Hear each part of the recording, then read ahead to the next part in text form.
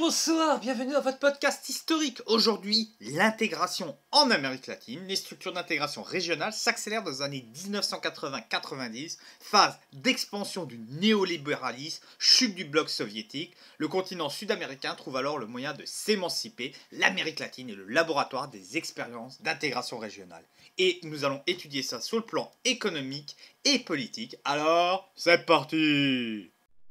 Dans les années 60-70, après l'abandon de la politique de Kennedy, un espace s'était créé propice à la collaboration interaméricaine sans les États-Unis.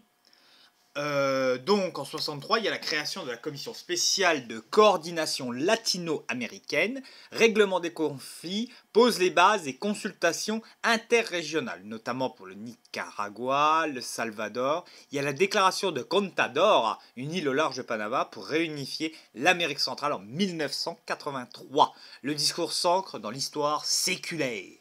Il y a avec une réunion entre le Mexique, la Colombie, le Venezuela et Panama.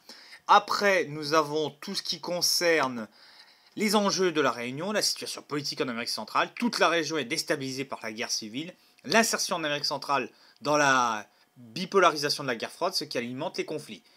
Pacifier l'ère centra-américaine, appeler à négocier les conflits mondiaux. L'Amérique latine est très tardive à rentrer dans le mouvement des non-alignés.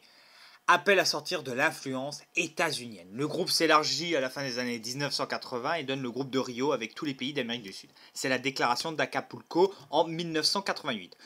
Pour la paix, le développement et la démocratie, une sorte de club des démocraties sud-américaines avec une exclusion du Panama car dirigée par Noriega.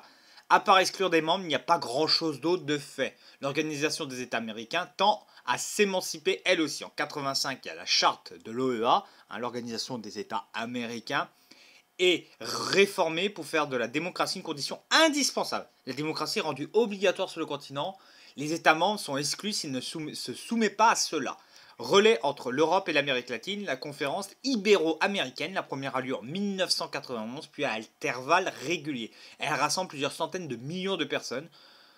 Et les gens qui sont à la tête de cette réunion se veulent médiateurs, même avec Cuba. Et ils vont même arriver à engager le gouvernement cubain sur un peu plus de démocratie en 1996.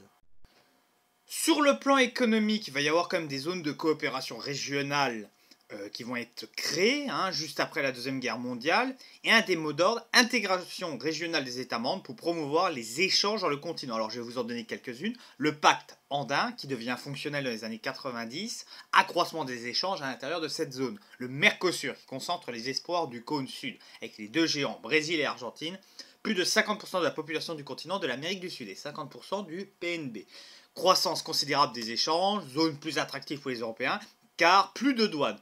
Le Chili et la Bolivie sont associés au Mercosur. On a le CARICOM, la communauté caribéenne, de libre-échange, de politique commune, éducation, santé, pour les îles anglophones des Caraïbes. L'Association des États des Caraïbes en 1995, tous les Caraïbes plus Cuba.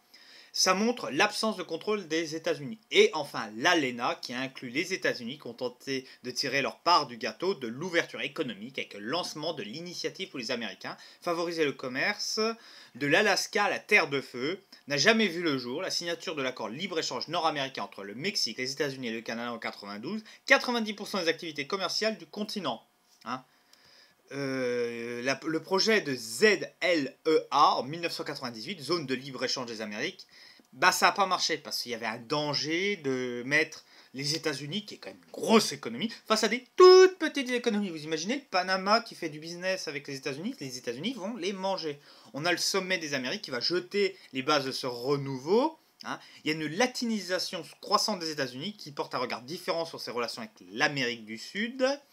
Le Mexique représente simplement 5% des échanges au sein de l'ALENA. L'économie mexicaine est fragilisée. Il y a une baisse du pouvoir d'achat des Mexicains. Voilà, déjà rien que le Mexique, qui est quand même déjà une économie un peu plus solide que d'autres pays en Amérique latine. Déjà, l'association, elle en souffre.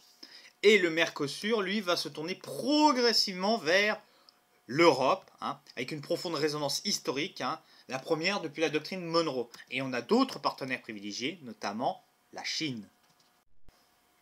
En conclusion, sur fond de néolibéralisme et de libéralisation politique, il a été décidé en Amérique latine de favoriser l'intégration régionale par le volet politique et économique. Est-ce que c'est un succès ? Oui et non. Est-ce qu'il y a des faiblesses? Oui et non. Comment se placent les États-Unis? C'est difficile parce que d'un côté, il y a une méfiance de l'Amérique latine et de l'autre côté, c'est sa partenaire privilégié. Mais il n'est pas le seul. Aujourd'hui, les Chinois pointent le bout de leur nez. J'espère que cette courte vidéo vous a plu. Si elle vous a plu, vous pouvez liker, partager, faire de la pub pour la chaîne, ça fait plaisir. Je vous souhaite une bonne fin de journée. Ciao!